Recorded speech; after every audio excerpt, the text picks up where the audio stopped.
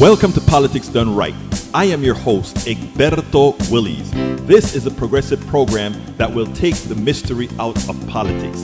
This is the program that will encourage you to make sure government becomes we the people. Whether you are liberal, progressive, conservative, or otherwise, you get to air your point of view. We are an independent media outlet that, unlike mainstream media beholden to corporations, we only owe allegiance to you. Remember, you can also send me a tweet at EGBERTOWILLIES. That is at Egberto Willies. Let us engage. It is Politics Done Right.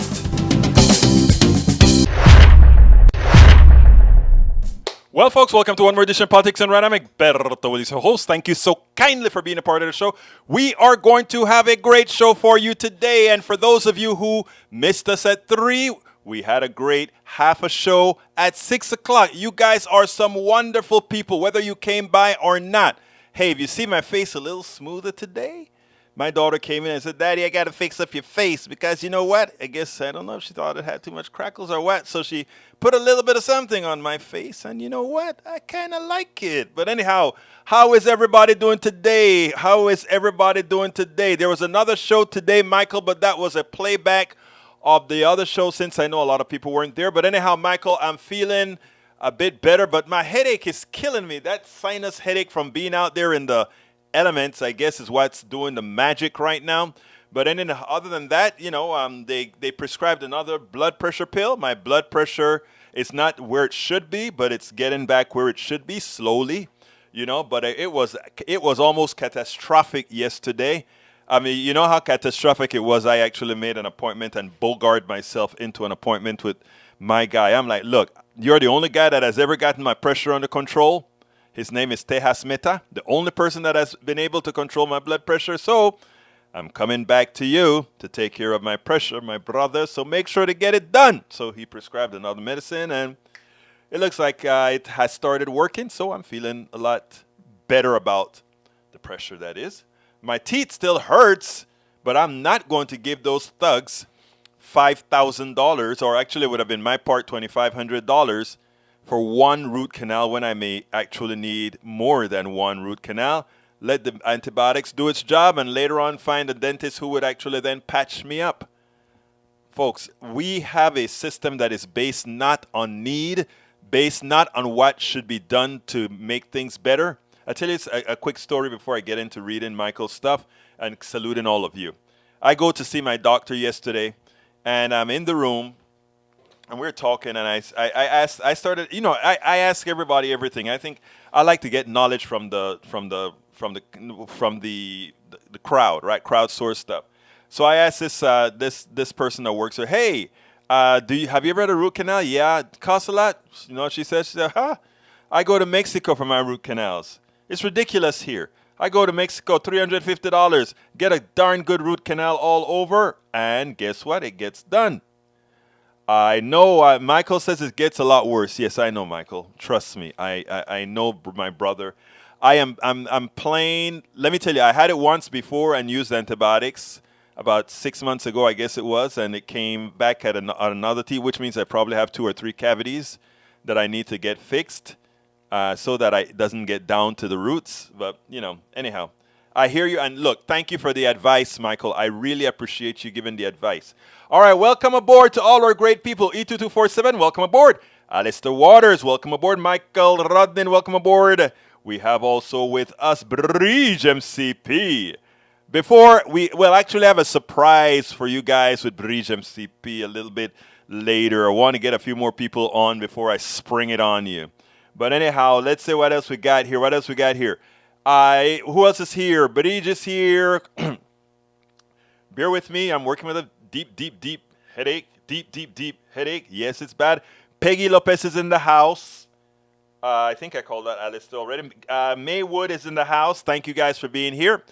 Anyhow, let's get busy. Rolling Stone from Michael Rudden. Rolling Stone and the Daily Beast.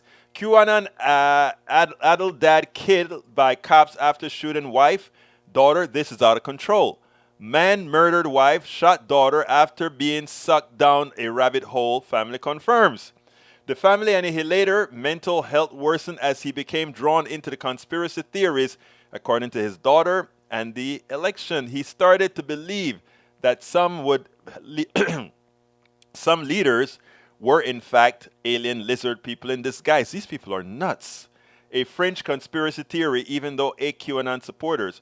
Rebecca Lewis said family members tried to pull her father out of the belief, but arguing with him was pointless. Rebecca, who was at a friend's house when the shooting occurred, said her father had always been prone to mental issues, but he'd grown more agitated as nobody could talk him out of them. Rebecca said at him, "It's really shocking, but it really can't happen. It can happen to anybody. Right-wing extremism is not funny, and people need to watch the relatives. And if they have guns, they need to hide them or report them or do something." Yes, I agree. I am shocked. I think this is Rudden. I'm shocked, and I don't even know what to say. Rebecca wrote, "F you, QAnon. I hope the FBI tightens it up, and thank you lackeys in prison and hell for poisoning so many people. QAnon have blood on their hands. Where we go all right, accountability is required." So true. Okay, Michael Ronan also have San Francisco Gate. The Emmys teleprompter tells John Oliver to stop now during acceptance speech. In his acceptance speech, he spoke of the thrill of meeting Steve Martin and Martin Short for the first time and expressed appreciation towards his staff as well as his wife. After he boilerplated thank yous, Oliver started speaking about the creative freedom that HBO allowed him on his show. Thank you to HBO as well. We know how lucky we are to get to make the exact show that we want, exactly how we want to make it. Whether that's making a Korean subway drama or a blackmailing Congress over data brokers or staging an electorate cabbage wedding, we know how lucky we are. Mistake there. It's saying stop now in big letters. I don't know if that's the speech or in general, but either way, it's a fair point. Thank you so much. It was only roughly 45 seconds in his speech that Oliver was cut off, recalling his segment on data brokers and our lack of internet privacy got the Emmys censors panties in a bunch. Wow. I love John Oliver, though. You got to love the guy, right? Okay. Pointer and the Rap. A revelation in Maggie Haberner's new book stirs debate about reporters withholding information. The New York Times reporter book includes an eyebrow-raising quote from Trump about not having the White House, not leaving the White House. Should she have shared it sooner? Of course she should have. We know that. A lot of these people decided to hold back and then write books, right? That's what it's all about. The basic gist is that Trump bought his own lies and believed he was cheated in 2020 election. I don't believe he believed that. Then was asking everyone around him to do the coup, even including the valet who served him Diet Cokes. We should have been told about this back in January 6th happened, or at least shortly afterward. I agree.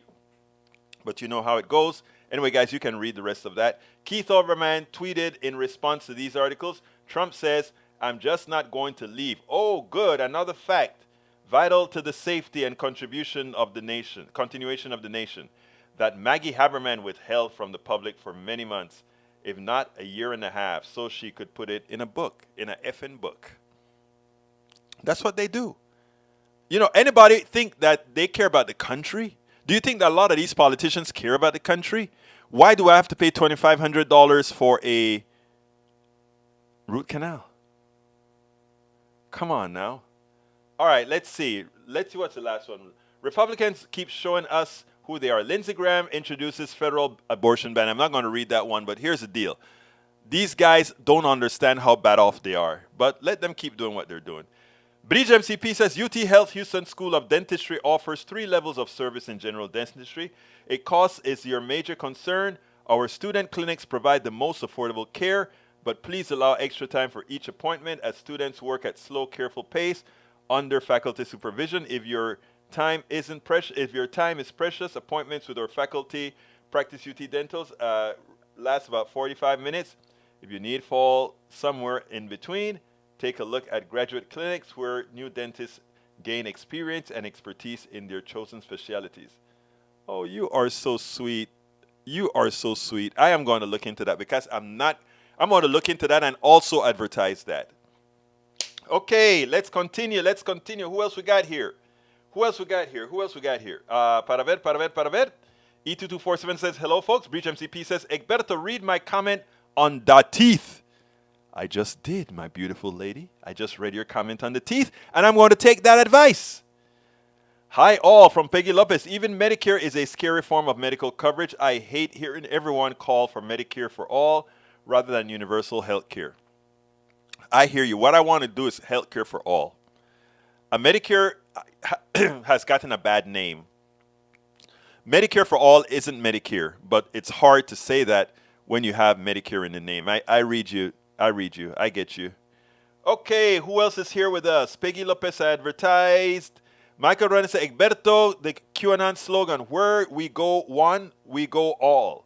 By their own twisted view, they're culpable. Agreed. Peggy says, I love anyone who makes me laugh at these times. Ha ha ha, coo, coo, coo, coo, coo. I hope that made you laugh. Then you love me. All right. Michael Runner says, I am angry about Maggie Haberborn, journalist, holding back vital information, but I still have to be measured.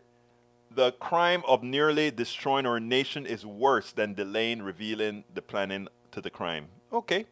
Roberto Luis está en la casa, dice, saludos, mi gente.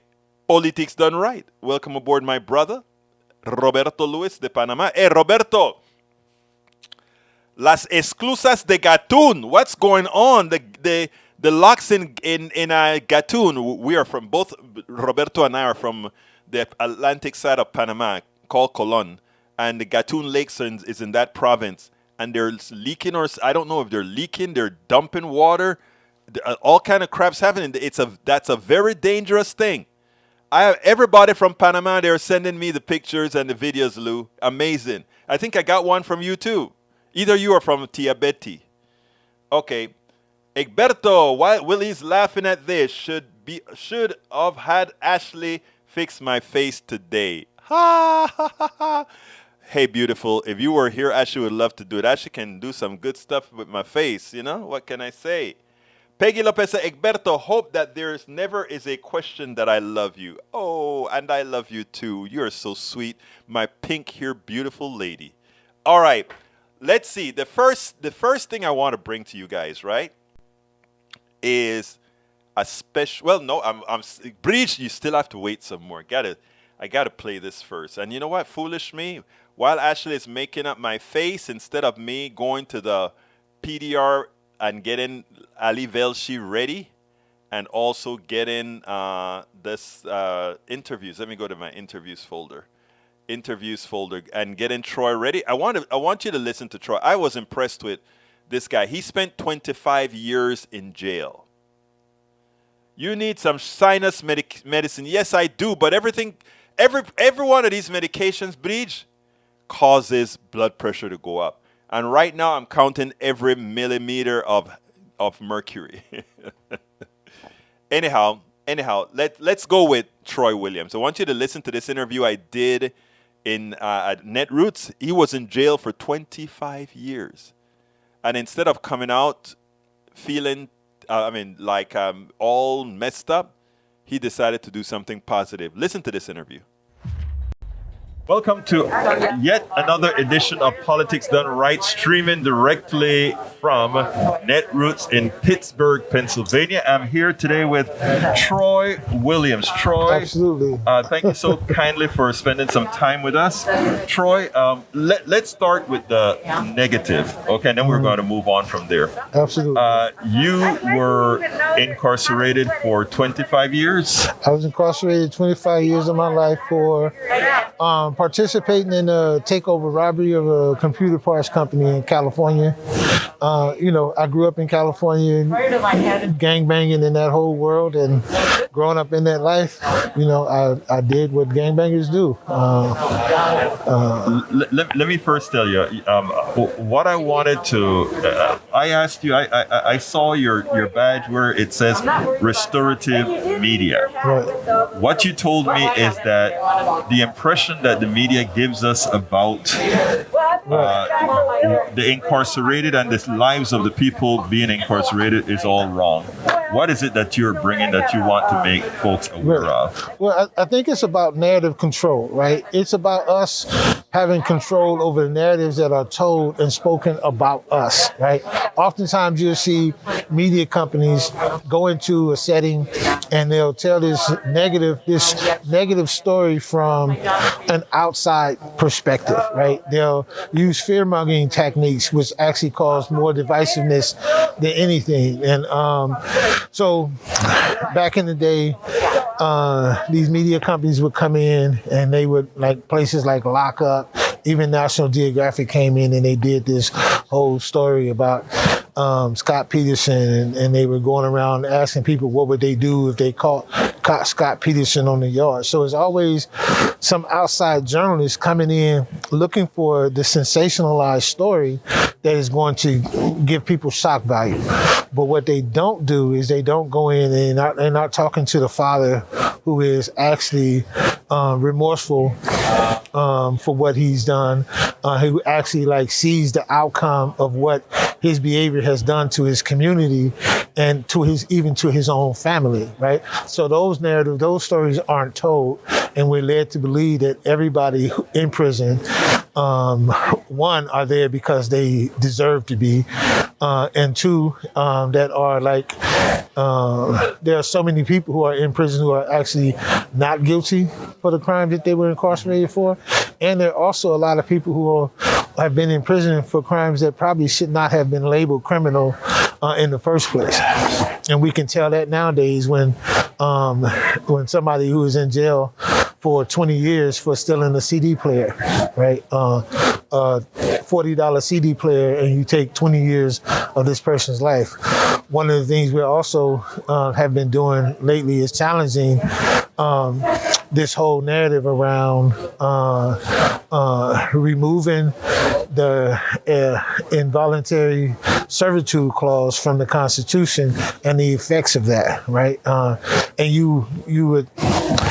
It may be hard pressed for some people to believe, and for some of us, it's the same as what it was. But people were making the same arguments as they made in 1863 to keep the exception to slavery clause alive in this country and in the state of California. I think what you're really talking about, and tell me if I'm right, is that many jails, many prisons, they actually rent out the services of their imprisoned people. Absolutely. At a very reduced cost, almost at slave labor type.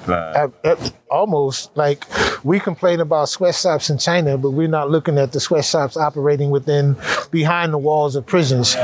People, your audience will never guess what my job was the last 8 years of my incarceration. I guarantee nobody in your audience will guess. I can't guess. And what was your job? My job the last 8 years of my incarceration was I worked as a video technician. I was the programmer for San Quentin Television's closed circuit system, and we produced, not only did we program the television stations inside the prison, but we also produced stories, radio and video stories inside the prison. And I got paid a whopping 37 cents an hour to do so, right? And they made profits off of the Of course, the institution. So the people inside the prison, we've all heard, I'm assuming, that about firefighters. Right. We don't understand that there's video technicians, there's librarians, there's electricians, there's plumbers. Like any job that you can conceivably think of that is needed in the community is needed behind the walls of a prison. And incarcerated people, specifically, I know in the state of California, and it is my assumption from talking to people around the country, it is equally the same, that they work these jobs inside of a prison. And in many cases, they're getting paid pennies on the dollar if they get any wage at all. And this is very interesting because I think earlier on in several of the programs that I do, we talk about crime and how it's handled and how it's punished, right? Mm-hmm. And we have somebody that goes into a 7-Eleven and take a candy bar, a misdemeanor, or somebody who maybe grabs enough money, cash out of a register and run that makes it a felony, and they spend years in jail. Right. You spent 25 years in prison. Right. They spend all this time in jail or prison, and we have the we have the criminals, the real criminals, corporate executives that cost you your life or thousands of dollars, cost the lives of many of people based on their policies, and they are respected in society. There is a determined problem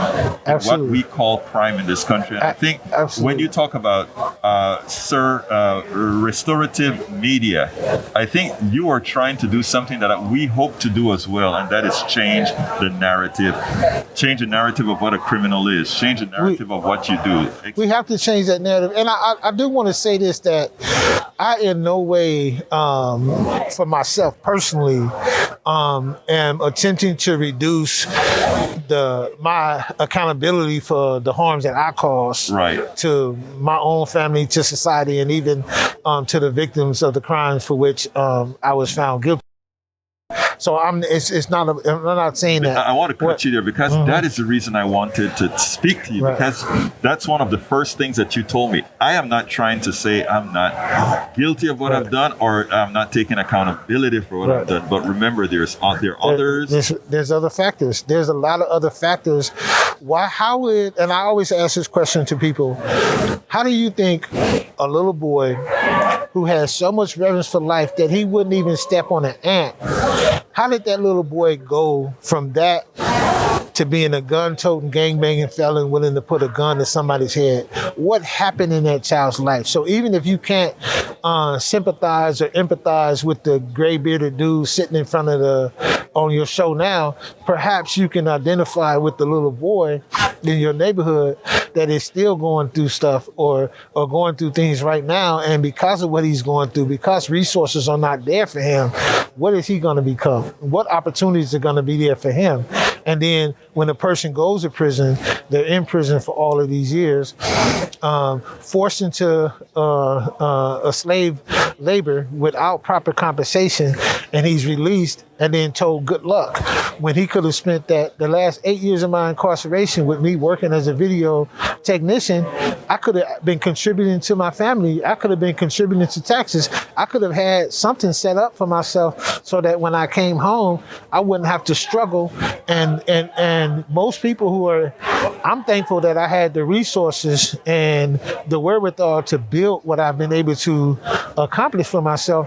But a lot of people don't have that. Right. And so if they don't have that, what are you leaving them with? If you mind me asking, what resources were you able to? I mean, I do understand that most people that leave prison, they're just thrown out there, and then there are a lot of people who won't hire people who have records or who've been in prison. Won't hire. So it's a double-edged sword, right? You want them to stay on the level, you want them to stay straight, but at the same time, they're not being offered the opportunity to move on. How were you able to do it? Because right now you have a company that's called Restorative.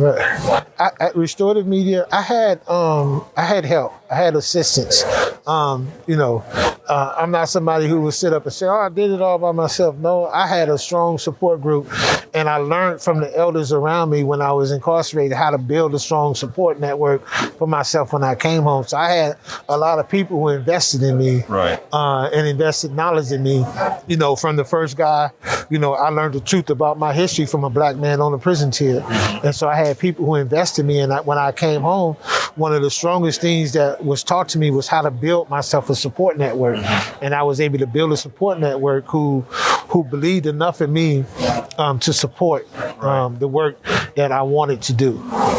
And I invested in myself. Well, that is great. You know, in some countries, I think the Nordic countries, going to jail isn't going behind bars. Going to jail is really how to re-educate somebody, Exactly. how to rehabilitate somebody, how to look at the humanity in people, irrespective of. And again, these are places where they have good social safety nets to ensure that nobody falls through the cracks.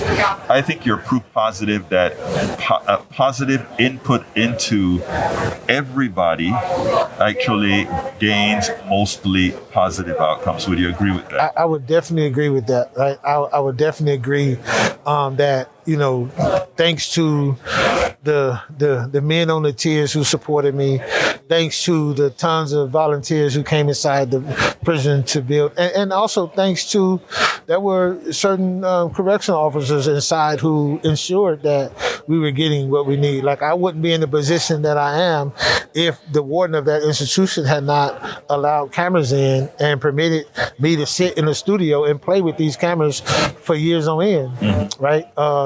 And even though there's this larger system that has to be held accountable for the slave type of mentality that exists, there's this larger system that has to be held accountable for that. There are individuals in that system who actually want to want things to be better. That are working for the betterment, and I think we all need to come together and figure out how do we make this system that is gonna be equal and fair and just and equitable for all of us. Troy Williams, it's been my pleasure. It's been my honor to speak to you. I've learned a lot, but most importantly, I think the audience needs to listen. Absolutely. This is what, and I think you cop to this. This is what real rehabilitation and investing in folks look like. Absolutely. And you're returning it back. Absolutely. Many times over. It's my duty too. Absolutely. Thank you. Absolutely. Appreciate you, sir. All Absolutely, right. sir. Troy was even more impressive with the conversation that we had over. We went through PTSD and a whole lot of stuff that he went through that we didn't get on air. We had already removed mics and all of that. That would have made a good addition to the story. But anyhow, it's time. It's time. You know what it's time for? There is a special woman that we all love. Her name is BMCP. Bridge MCP. Check this out. Is she sporting our stuff or what? And look at that beautiful New York background. She's got the cup that she designed for Politics Done Right. Again, the woman you're looking at there, she designed that cup for Politics Done Right. And she's wearing her Politics Done Right t-shirt and cap. I love this woman. She is a hell of a supporter. Let me tell you something, guys. All independent media men need their good, solid supporters. Those that are going to say, I'm going to help you out when you're having that headache and you need, or you're running to the doctor and you need to get a message out. I'm there for you. Hey, I'm there for you if you need something. Bridge MCP. Thank you so kindly, my beautiful Bridge MCP. And we have quite a few of those. My hermano in the room, Roberto Luis, my hermana, Alistair Waters. All of you guys are just wonderful people. Peggy Lopez, our supporters, man. May Wood. I mean, you guys are like, what is it? What do you call it? You call it, you guys are into the revolution. And of course, we can't leave out, the guy that is here with our stories every day, Michael Rodnin, AVQ, right? Look, I love you guys. You guys are just wonderful people. And of course, Daniel Ledo had to say, supporters is the new Mark 6 word for sycophant. Don't we love the comic relief provided to us freely by brother Daniel Ledo? We love you, Daniel. You can say anything you want, Daniel. We still love you. We love you, we love you, we love you. All right, Michael? We really do. Ask Bridge. We do. E2247 is also a supporter. Man, I tell you guys I love you. Anyhow, let's continue with the program. But before, I got to go ahead and throw in our ask because it's that time. Politics done right depends on you to keep doing what we do. What do? We make sure to keep, number one, the internet seeded with blogs and information to counter the right and to present what progressives represent for the benefit of us all to everybody so that it's not misread, misled by any other entity. We make sure and populate that internet with blogs, with videos, with all these other things to make sure that we are informed and to counter everything that you normally hear that are lying at the right. We also make sure to create articles in magazines, articles in newspapers all around the country to ensure, again, that our message gets out there. Last but not least, we also write books. As you see it, Class Warfare, the only resort to right-wing doom, How to Make America Utopia, are two of the many books that I've written on these issues. So please support us in one of many ways. Numero uno, you can support us at PayPal, either one time or monthly. Go to politicsdoneright.com/PayPal. You can support us on Patreon. That is politicsdoneright.com/Patreon. Patreon is spelled Patreon. You can support us by becoming a part of our YouTube channel, going to politicsdoneright.com/YouTube, or you can support us in many other forms that you can find at politicsdoneright.com/support. Be sure to visit our store, politicsdoneright.com/store, and get our books at politicsdoneright.com/books. Hey, I didn't see Brother Bruce Pollard in the house. Bruce is not only a supporter of our Politics Done Right show here at on the internet and YouTube and all these internet channels, but brother is also a support of KPFT 90.1 FM Houston, where Politics Done Right appears as well. So we have a lot of great supporters of independent media in the house. If you are here and I forgot to call you out, please, por favor, put your name in there so that I can call you out. You know that's what I like to do, my peeps. That's what I like to do. Oh my God. Okay, I think I can get this on the screen. Let me see if I can get this on the screen. This is one, we pass these locks all the time in Colon. Let me put that on the screen, Roberto. Check that out.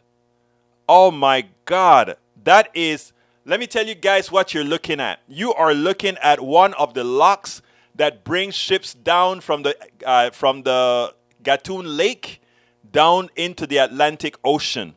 So that is about 83 feet above the Atlantic Ocean. So the ship has to be brought down 83 feet so that it can land into the ocean. That's an accident. What that means is that the locks that's above that is leaking because they do it in 3 stages.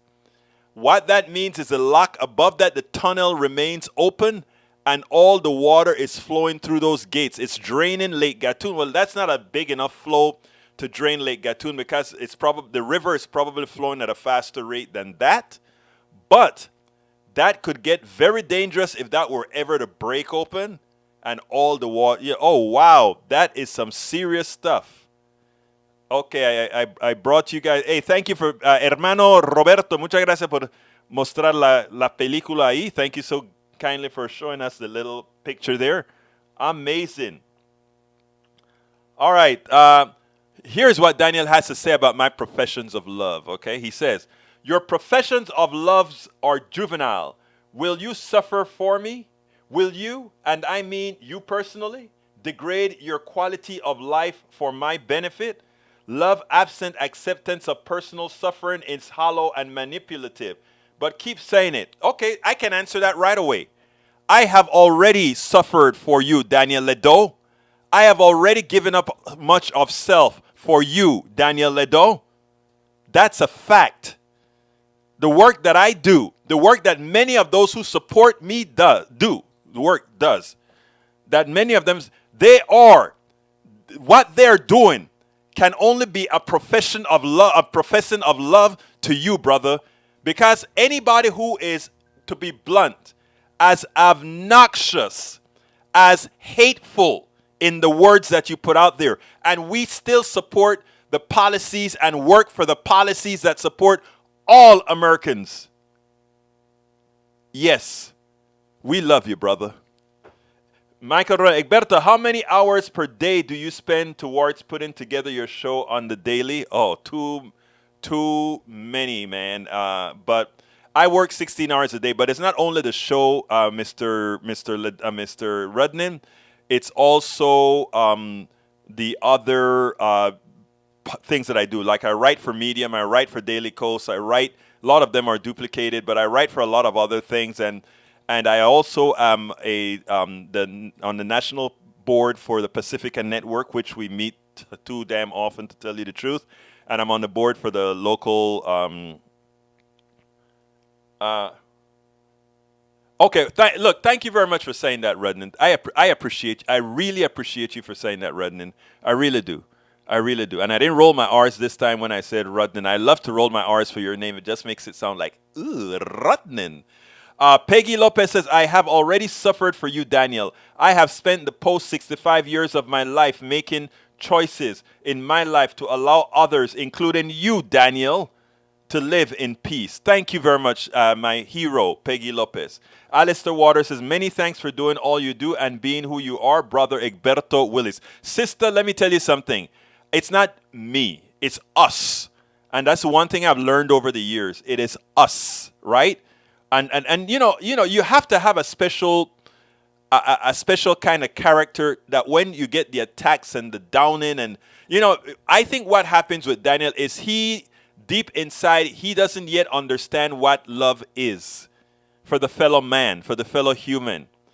And he's in a sect that prevents them from understanding that one can really, really care about humanity. And it doesn't always have to be individualism or self.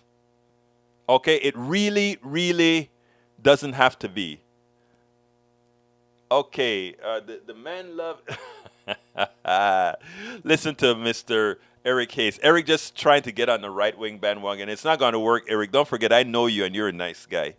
All right, let's continue. Let's continue with the show. I want to put our woman back on the screen. Every now and then you get that thing, you put your foot in your mouth, and when I'm talking to some friends, I'll say, "Hey, girl," or whatever, and then given that we're in a certain time now, I'll back up and I'll say, "Oh, I'm sorry, woman," and they're like, "Egberto, you can call us anything. Come on, you're Egberto." But, and I know it's the same with my woman here. All right, there is Alistair Water again. Not Alistair Waters. There's Bridge MCP sporting the hat, sporting the T-shirt, and sporting the cup she designed herself. Yoo-hoo! All right, we're going with our other video. And this one, I was a little bit irate, sort of in character. Check this out. We'll take it on the other side. The coverage of the Queen has gone above and beyond. Yes, you can tear me up for saying, "Oh, what's wrong with you? The woman was a good..." Look, let me tell you something, folks, all right? Well, I tell you what. Let's go ahead and listen to what Ali Velshi has to say. I mean, he schooled many on colonialism, and then I have a few words that I want to talk about. Because I tell you something. I am very upset at this grand daily coverage, using up a lot of time that should be placed on educating us on what's going on in the economy and much more. But we're dedicating it to a funeral for, again, I don't want to be insensitive, but yes, the Queen died. Yes, the Queen outwardly presented a positive attitude, but let's understand what monarchy represents and what it represents to a lot of us, to my ancestors, what it represents to the Jamaicans, the Trinidadians, all the folks from the West Indies were my genesis, which is my genesis. So let's go ahead and listen to Ali Velshi and then we'll move on. How about we talk a little more about colonialism? The first Elizabethan era ended when Queen Elizabeth I died in 1603. Her 45-year reign was, quote, a golden age, though I guess that kind of depends on your perspective, which marked England's emergence as an ambitious and ruthless global power. Elizabeth I heavily encouraged privateering, granting charters or trading and exploration rights to private companies, which paved the way for an intercontinental empire. It was she who gave Walter Raleigh permission to set up a small colony on Roanoke Island, Britain's first foray into the colonization of America. Now, centuries later, the second Elizabethan era has just ended with the death of Queen Elizabeth II. The two reigns invite easy comparison, and they are tethered by their unique positions in the timeline of British colonialism, the beginning and the beginning of the end. In the 1920s, the British Empire was at its zenith, ruling and controlling the natural resources and economic output of around a quarter of the world's entire population, about 413 million people at the time. All of these countries in red were controlled by the British Empire. You can see Canada, Australia, India, Ireland, much of Africa, just to name a few of the countries. To quote an often used phrase throughout the 18th and 20th centuries, the sun never sets on the British Empire. It literally meant that it was daylight somewhere around the globe in a place that Britain controlled. But nightfall for the empire was on the horizon by the time Elizabeth became queen, and it was ushered in by the colonized, not by the colonizer. In 1947, a few months after Queen Elizabeth II's 21st birthday, but 5 years before she became the monarch, Britain would lose one of its most crucial imperial possessions, India, and the newly partitioned Pakistan. For more than a century, Britain had exploited local rulers, workers, and resources in India, flooding the British economy with cotton and cash. India not only paved the way for Britain's massive global rise, but funded the continued progress of the Industrial Revolution. Remnants of colonialism in India continue in the conflict between India and Pakistan and India's continued colonization of Kashmir. And I don't need to make a metaphor here. The 105 Kohinoor diamond, which sits in one of the 3 royal consort crowns, is a spoil of war from India. As countless sought and achieved independence from England, many became members of the British Commonwealth, which was formed in 1949. Upon her death, Queen Elizabeth II remained the head of state of 15 Commonwealth nations who chose her as their head of state. 36 of those countries are now republics without a royal head of state. 5 have their own monarchs. While the Commonwealth is a clear vestige of colonialism, initially conceived as a consortium of white settler colonies like South Africa at the time, the Commonwealth was a vehicle to preserve Britain's global influence at a time when decolonization was getting more popular around the world. But really, it positioned Britain at the head of a massive school, teaching the former colonists how to behave and how to, in theory, self-govern. Through the lens of history, it's now often seen as patronizing, sometimes racist, including during the 12 years that apartheid South Africa was a member, and it's generally a superfluous thing and probably a waste of money. By the mid-1970s, the British Empire was reduced to little pockets around the world. When Hong Kong was transferred to China in 1997, the then Prince of Wales called it, quote, the end of empire. That prince is now King Charles III. Colonization, British or otherwise, was economic exploitation, violence, and racism. Decolonization, virtually never initiated by the British, was often a bloody and deadly fight for independence. Example after example. The U.S. Revolutionary War, the concentration during the Boer Wars in South Africa, the massacre of hundreds of Sikh worshippers in Amritsar, India, in under 10 minutes, by the way, in 1919, the death of between 20,000 and 100,000 people in the Mau Mau uprising in my birthplace of Kenya in the 1950s, the Opium Wars with China, and lesser-known atrocities like civilian torture in Cyprus, the continued mess that is Israel and Palestine today. All of it is the legacy of British colonialism. Queen Elizabeth was widely respected and admired. But if you're having mixed feelings about the mourning of the Queen and the institution she represented for so many decades, that's valid, and you're not alone. And that is important to understand. People say, what, let bygones be bygones. No, there are still, people are still living through the remnants of what the colonial world was. what is happening in Jamaica, what's happening throughout the world right now that was colonized. Colonized sounds too nice, right? When you say the British colonized all these other countries, that sounds pretty. Okay, so they went out there and they put their rule. It was deeper than that. They went to exploit. Colonize is just a nice way of saying we exploit the people, we enslave the people, we took the natural resources of all those lands that we controlled and brought them to England, to the British. That's what it stands for. And she was the head of that, or she is, or was the head of that entire organization. And she is a symbolic head now who has just passed away, and now another king has risen to take on this same symbolic reign of an evil institution. And we have spent hours upon hours glorifying that which affected billions of people around the world. So I am not going to be kind with those who just want to say, let bygones be bygones, because in my humble opinion, bygones be bygones mean the demoralization of many. It also means some believing that others are better than they are. That is colonization.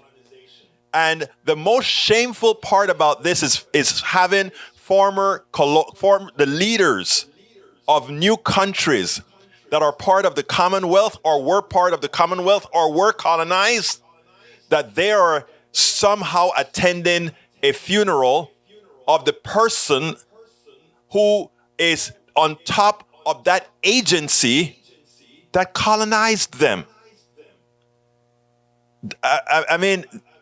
Trust me, I understand why. It has a lot to do with money. Yeah, we be nice to England or to the UK or to the British, and when we need the help of the British to get a few bucks here and there, we get it. Well, stop it. You don't need the British. The richest parts of this world are those places where the British colonized. They can stand on their own. They can stand on their own. The British Isles had very little to offer. That's why they ran all over the place and took over other fertile lands, other lands with resources. People, please, especially those who were formerly enslaved, either in chains, in mines, or otherwise by the monarchy or the monarchies around the world, we should have zero reverence for those people. Zero. Because again, that is a society that says we don't believe in democracy. We believe that there are a certain group of us that are inherently, rightfully owners of the world. We cannot have that. And believe it or not, it sounds nice and sweet when you're watching it on MSNBC and CNN and the Queen going through the streets, etc. It looks good.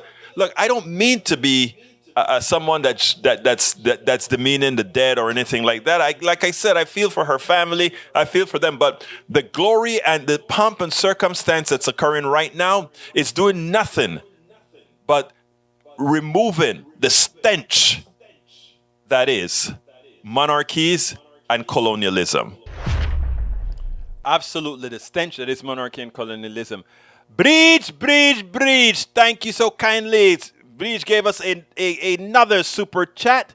Folks, you can follow Breach with that great super chat. And she says, give Ireland back to the Irish. 26 equals 6 minus 1. Then down below she put 26 plus 6 equal 1. Breach, that may be a bit over my head. You know, when I don't know something, I say I don't know something. Explain the numbers for me. But while you're explaining the numbers for me, Brother Rudnin came up with a great chart. Check this out. These are all the nations colonized by England. We have Canada, United States. We have Jamaica. We have, that looks like Belize. That looks like, Well, I don't know the flag of all these guys here, but we know it's all those British Isles there. There's also British Guyana right down there. Let's see what else we got here on this hemisphere. But then look at Africa, look at Asia, look, my God, look at all of that. One little country controlling all of that because they were belligerent, because they decided they had no problem killing others. And then who are the savages again? I used to love to watch, it's always a point of view, right? England would go into a place like, let's say, the United States and look at the natives, kill them off, and call them savages. In other words, the ones who kill them off call those who were killed savages. It's always who writes the history, right? It is just like how people of color are treated in this country, right? The slave owners used to skin these folks alive, cut balls off, do all these kinds of things. And who are the violent ones again? Who was violent? The slave masters? I don't know. It's always who writes the story, who reveals the story, right? Anyway, so let me scroll because so that people can actually see everything that Rodnin actually put out there, because I thought that was a great map that he put out there. And then, of course, it seems like he's also a Trekkie, because he went ahead and put this one out here. Where's the Trekkie one? There we go. Spock! Logic clearly dictates that the needs of the many outweigh the needs of the few. And that goes without saying, right? That goes without saying. That goes without saying. Anyhow, folks, what time is it? 50, what? Oh, 53. This time flies. Bree says, Egberto Willis, 32 countries, 26 free, 6 enslaved, 26 plus 6 equal. Muchísimas gracias, corazón, por decirme eso. Let's say, Brit says, let's talk solution, register and vote. You just spoke the solution, brother. Listen to Bruce Pollard, register and vote. And that is something I should say all of the times, register and vote. And also a solution is, please stop following and watching the processions for the Queen on TV. When they see the ratings start to drop, they'll do less and less of it each time. But as long as people are watching, I had my TV on and it was scrolling. I said, wait a minute. Get away. I'm going to turn to the food channel. And that's what I did. Bruce also said, give money to the local food bank, which needs a lot of money. I absolutely agree. What does the left actually want? A government that prioritizes the needs of the people. More power to labor, including living wages, healthcare, and environmental protection. The right can only caricature these aspects. But you know what's so funny?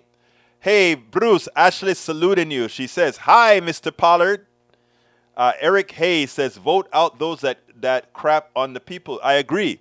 And that turns out to be Republicans. At this point in our history, vote out every single Republican. So please listen to Eric Hayes. Vote out every single Republican, because they pretty much, he defines who those Republicans are. I repeat, vote out every Republican. Alistair Waters says, I can't watch Food Channel. Makes me eat tons. Alistair, I went to the doctor yesterday. I have 20 pounds to lose, my beautiful lady. Actually, 23 pounds to lose. I have got to lose 23 pounds. That has an effect on my pressure as well. So let's hope I lose all that weight before it takes off. Eric A. says, no, Egberto, you got it backwards. But actually, no, Eric. You're an intelligent person. The people hurting the country right now are Republicans. That's not up for debate. That's up for facts. The numbers say it all. No more arguing about that. All right, let's see what else we got here. Para ver. No, Eric, you don't realize it's you that has it backwards. Thank you, brother Rudnin. Anyway, let's see. We have 6. Something just pulled my neck. All right, let's see what else we have here before Nanette Bird Smith. Welcome, my beautiful Nanette. Hadn't seen you in here before. Listen to Daniel. Give Ireland back to the Celts. They're really nice and super awesome and not killing anyway. Oh Lord.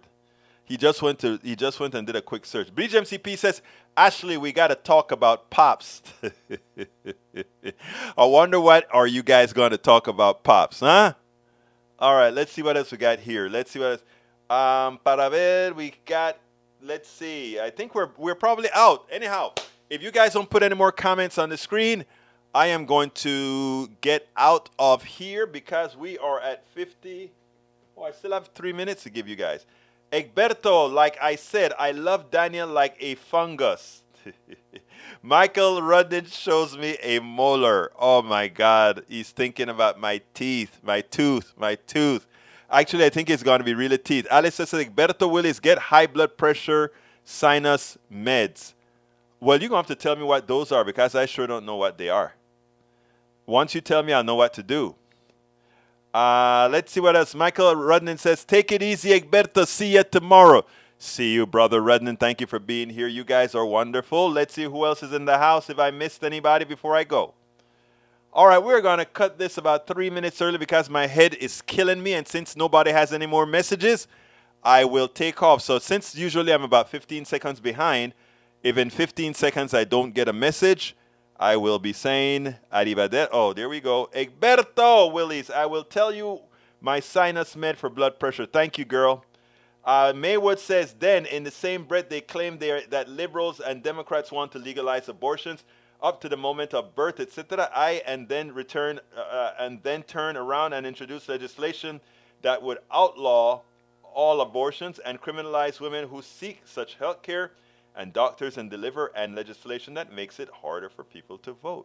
There you go. All right, goodbye. Orchids to Egberto and onions to Daniel. Alistair says, coincide in HBP. Beep, beep. Coricidi. I will have to look into that. Anyhow. Folks, my name is Egberto. First of all, please remember, folks, please support the show. I'm going to give you the link that has all of the different support links. That is politicsdoneright.com/support. Here it is. Please support us at that link. Maywood close out by saying there was a part before that last one. Oh, I didn't see it. Let me see if I see it real quickly. Let's see if I see it real quickly. Maywood. Maywood, it must have eaten it because I don't see it. But anyhow, I got to get out of here. My name is Egberto Willis. This is Politics Done Right. And you guys know how I hint. Oh, before I leave, I have one other thing. I think next week we're going to start having 2 shows on Monday, Wednesday, Fridays because we are going live out of the KPFT 90.1 studios. And anybody in the Houston area, who, every so and then, give me a call, and you can come to the studio with me. My name is Egberto Willis. This is Politics Done Right, and you guys know how I end this baby. I am what? Out.